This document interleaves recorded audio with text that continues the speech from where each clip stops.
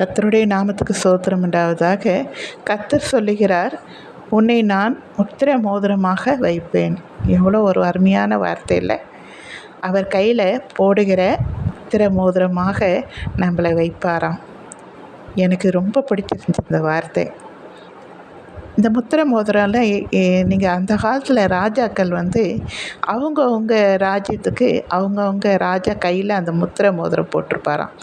இப்போ நம்ம அந்த போஸ்ட் ஆஃபீஸ்லலாம் முத்திரை அடிப்பாங்க பார்த்தீங்களா, அந்த மாதிரி அந்த ராஜாக்கள் அவங்க கையில் அவ்வளோ பெரிய மோதிரம் போட்டு அவங்க சின்னம், அவங்க ராஜ்யத்துடைய சின்னம் அதை போட்டிருப்பாங்களாம். அதை முத்திரை பண்ணி இப்போ வேறு எதுக்காக செய்தி போகணுன்னா அவங்க அதில் தான் அந்த மோதிரத்தில் முத்திரை போட்டு தான் அனுப்புவாங்களாம்.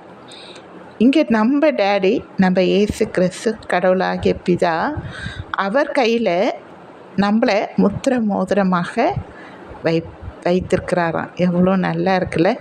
எனக்கு இது படிக்கும்போது ரொம்ப நல்லா இருக்கும். என்னை ஆண்டவர் தெரிந்து கொண்டு ஒரு ஊழியக்காரியாய் ஒரு முத்திரை மோதிரமாக அவர் கையிலே என்னை வைத்திருக்கிறார். ஒவ்வொருத்தருக்கும் ஜெபிக்கிறவங்களா ஆண்டவர் ஜெப வீராங்கனையாக வைத்திருப்பார், தீர்க்கதரிசியாய், ஏழைகளுக்கு ஹெல்ப் பண்ணுற ஐஸ்வர்வான்களாய், இல்லை வியாதிஸ்தர்களை கவனிக்கிற ஒரு இறக்க குணமுள்ளவர்களாய். அந்த வியாதிஸ்தர்களை கவனிக்கணுன்னா அது ரொம்ப அவங்க இப்போல்லாம் எனக்கெல்லாம் ஒரு கையெல்லாம் நடுங்கும். இப்போது இந்த டாக்டர்ஸ்லாம் பார்த்தா எப்படி அவங்களாம் ஆப்ரேட் ஒரு தைரியம் வேணும் இல்லை? அவங்க எதுக்காக செய்கிறாங்கன்னா, அவங்க அந்த கட்டியை அதை கட் பண்ணி கட்டியை எடுத்தால் தான் அவங்களுக்கு சுகம் பெறுவாங்க. புற்றுநோய், கேன்சர் கட்டியெல்லாம் எடுத்தால் தான் அவங்க சுகமாவாங்க இல்லையா? ஸோ அப்போது அந்த சுகமாக்கணும், அவங்கள காப்பாற்றணுன்றதுக்காக தான் இருக்கிறாங்க. ஸோ அந்த எண்ணம், அதை காப்பாற்றணுன்ற அந்த எனக்கு அது மாதிரி தொட்டு அந்த சீலை அமுக்கி அதில் சுத்தம் பண்ணுறவங்கள பார்த்தாலே எனக்கு ஆச்சரியமாக இருக்கும். அதை பயப்படாமல் அதை கட் பண்ணுறாங்க பார்த்தீங்களா? இதெல்லாம் நினைக்கும் போது இதுவாக இருக்கும். இப்படி ஆண்டவர் ஒவ்வொருத்தரையும் ஒரு விதத்தில் அவரை என்ன செய்கிறாரு, அவர் கையில் உங்களை முத்திர மோதிரமாக வைத்திருக்கிறார்.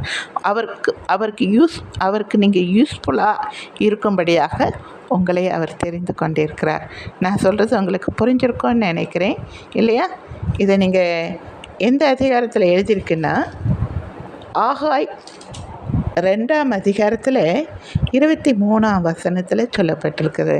எனக்கு அன்பானவர்களே, நாம் ஆண்டவருடைய கையில் முத்திர மோதிரமாக இருக்கிறோமா? எல்லோரும் யோசித்து பாருங்கள். நீங்கள் முத்திர மோதிரமாக இருந்தீங்கன்னா நீங்கள் பாக்கியசாலி இல்லையா? ஆண்டவருடைய வேலையை நீங்கள் செய்யுங்க. அவர் உங்களை எடுத்து பயன்படுத்துகிறார் முத்திர மோதிரமாக. அதை நினைத்து சந்தோஷப்பட்டு கர்த்தரை துதித்து மகிழுங்க. சரிங்களா? தேங்க்யூ.